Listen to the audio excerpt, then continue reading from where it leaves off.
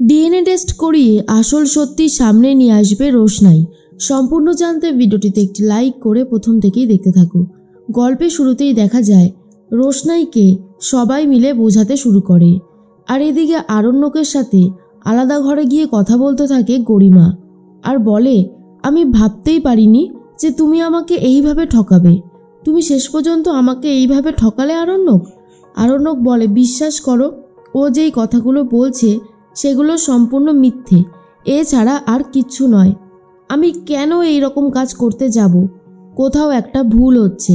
কিন্তু রোশনাই আরও সবাইকে বোঝাতে থাকে যে আরণ্যক এই দোষটা করেছে।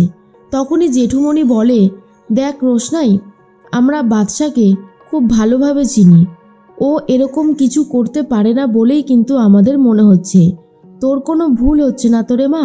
তখন রোশনাই বলে কি যে বলো না মা, হচ্ছি আমি, আর আমি জানবো না যে আমার সন্তানের বাবাকে? তোমাদের বোঝা কোথাও একটা বুঝতে ভুল হচ্ছে।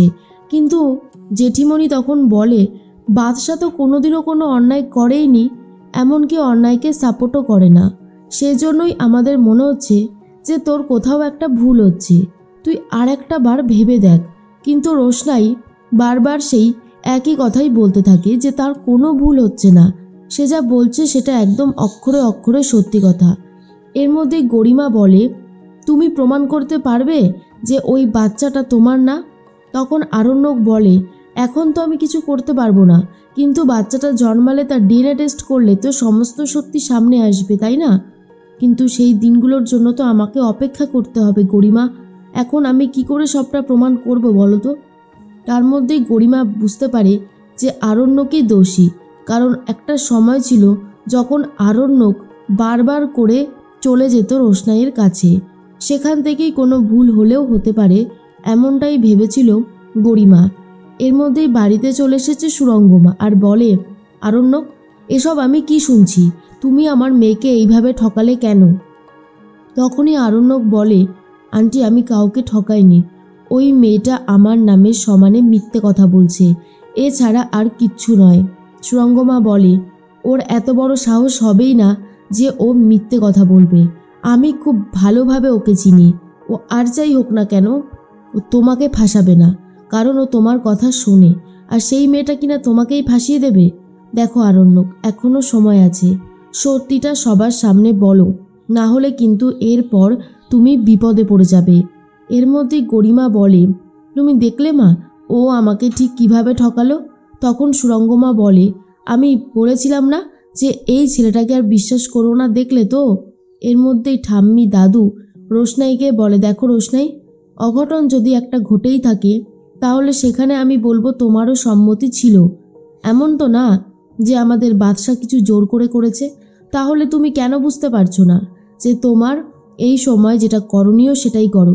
কিন্তু রোশনাই বলে দেখো ঠাম্মি, আমি একটা কথা সবাইকেই বলছি, আমি কিন্তু আমার সন্তানের অধিকারের জন্য এখানে আসিনি। আমি শুধু এসেছি আমার সন্তানের পিতৃ পরিচয়টা যাতে দেওয়া হয়, ব্যাস। আমি আমার সন্তানকে নিজেই বড় করব, নিজেই খাওয়াবো আর নিজেই মানুষ করব, শুধু এটুকুই চাওয়া পাওয়া। তখনই জেঠিমণি বলে কিন্তু আমাদের বাদশাহ যদি এই কাজটা না করে থাকে তাহলে বাদশাহ এই বাচ্চাটাকে পিতৃপরিচয় কেন দেবে রোশনাই? তোকে তো সেটা বুঝতে হবে আগে। কিন্তু রোশনাই বারবার জোর গলায় একটা কথাই বলতে থাকে এই বাচ্চাটা স্যারজির। অন্যদিকে দেখা যায় আদিত্যজির শুটিং সেটে চলে গেছে গুরুজি অর্থাৎ রুদ্রপ্রতাপ, আর বলে হঠাৎ করে রোশনাই ফিরে গেল, আমি ঠিক বুঝতে পারলাম না কেসটা কি হলো। আমি এসেছিলাম রোশনাইয়ের সাথে দেখা করতে, আরও একটা কথা আপনাকে জানাতে। আপনি হয়তো জানেন না যে রোশনাইয়ের পিতৃ পরিচয়টা ঠিক কী, রোশনাই কার মেয়ে। তখন আদিত্যজি বলে তুমি জেনেছো নাকি? তাহলে বলো দেখি। এরপর রুদ্রপ্রতাপ বলে দেয় যে রোশনাইয়ের বাবার নাম সবারই খুব চেনা আর জানা, সেটা হলো রঞ্জন প্রসাদজি। আদিত্যজি শুনে তো পুরোই অবাক হয়ে যায় আর বলে কি বলছোটা কি? গুরুজির মেয়ে হলো রোশনাই? তাহলে গুরুজি কেন রোশনাইকে স্বীকার করেনি? এর মধ্যেই রুদ্রপ্রতাপ বলে কেন স্বীকার করবে? উনি তো একটা ব্লান্ডার করেছিল না ইয়ং বয়সে, তাই রোশনাইয়ের মতন মেয়ের কোনো দায়িত্ব নিতে সে চায়নি। রোশনাই যদি একবার জিতে যায় তো তার হাতে চলে আসবে ক্ষমতা, সে তো সবটা বলে দেবে সবাইকে, তাই রঞ্জন প্রসাদজি রোশনাইয়ের সাথে ওরকম খারাপ ব্যবহার করত। এসব শোনার পর তো আদিত্য পুরো অবাক হয়ে যায়। আদিত্য তো এটাও জানে রোশনাই মা হতে চলেছে, আর এই রোশনাইয়ের বাচ্চাটার বাবা হলো আরণ্যক। রোশনাইয়ের মার সাথে ঠিক যেই জিনিসগুলো হয়েছিল রোশনাইয়ের সাথেও ঠিক সেই জিনিসটাই হচ্ছে। অন্যদিকে আরণ্যক সুরঙ্গমাকে বলে, আন্টি আমি এখনও বলছি এই বাচ্চাটার বাবা আমি নই, আপনাদের কোথাও একটা ভুল হচ্ছে। দেখুন রোশনাই তো একটা বানিয়ে কথা বলছে, এখন যদি আপনারাও সেই কথাটা বিশ্বাস করে নেন তাহলে কিন্তু আমি ফেঁসে যাব, অন্তত আমার সাপোর্টে কথা বলার কেউ থাকবে না। সুরঙ্গমা বলে, কেন থাকবে? তোমাকে যখন আমরা বারবার করে বারণ করেছিলাম তুমি তখন শুনেছিলে আমাদের কথা? তখন তো বারবার ওই রোশনাইয়ের কাছেই ছুটে যেতে, আর এখন কিনা এই সমস্ত কথা বলছো, যেটা আমার একদমই ভালো লাগছে না। এর মধ্যেই দাদুভাই তখন বলে, রোশনাই যা হয়েছে ভুলে যাও, তুমি আর এসব নিয়ে মাথা ঘামিও না। আরণ্যক নিজের জীবনে ভালো আছে, তুমিও নিজের জীবনে ভালো থাকো, কিন্তু বারবার করে এই ঝামেলাগুলো তৈরি করলে তোমরা কেউই ভালো থাকতে পারবে না। আমার মনে হয় তুমি এখানে থেকে আর কোনো লাভ নেই, তুমি চলে যাও। কিন্তু রোশনাইও বলে দেয় সে যতক্ষণ না অধিকার পাচ্ছে তো এখান থেকে কোথাও সে নড়বে না। আর অন্যদিকে সেই একই কথা সুরঙ্গমা বলে যে রোশনাই যদি এই বাড়িতে থাকে তাহলে গরিমা এই বাড়িতে থাকবে না, গরিমা এই বাড়ি থেকে চলে যাবে।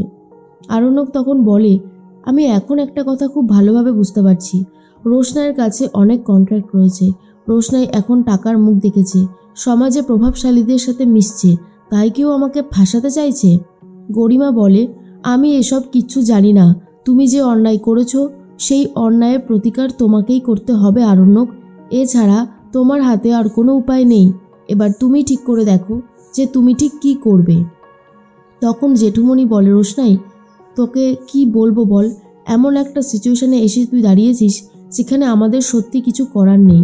ছোট তখন বলে, বাদশার মতন লোক যে এরকম ভুল করতে পারে সেটা আমি ভাবতেও পর্যন্ত পারছি না।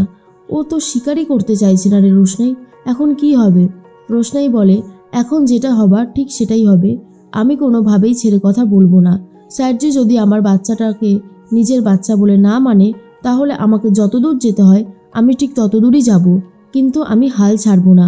ছোট বুঝতে পারে রোশনাই একটা মা হয়ে কখনোই মিথ্যে কথা বলবে না, কিন্তু বাদশাই বা স্বীকার করছে না কেন? তাহলে কি বাদশা সেদিন নিজের মধ্যে ছিলই না তাই মনে করতে পারছে না? কিন্তু যদি এমনটাই হয় তাহলে তো রোশনাই অনেক বড় বিপদে পড়বে। কি করা উচিত এখন আমাদের? এদিকে গরিমাকে নিয়ে যাবে বলে ঠিক করে সুরঙ্গমা, আর আরণ্যক ঠিক করেছে যে রোশনাইকেই বাড়িতে থাকতে দেবে না, গরিমাকেই এই বাড়িতে রাখবে, কিন্তু সুরঙ্গমা এটা কোনোভাবেই হতে দেয় না।